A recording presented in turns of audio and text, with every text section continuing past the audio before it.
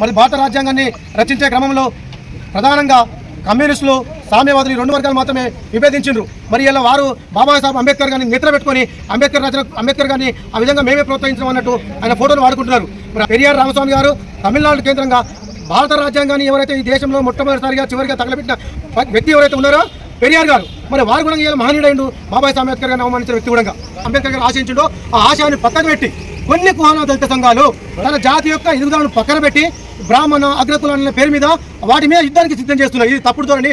బాబాసాహెబ్ అంబేద్కర్ గారు తన చిట్ట చివరి రోజు వరకు కూడా ఏ కులాన్ని కానీ ఏ వ్యక్తిని కానీ పరిశుభ్రతతో దూషించలేదు.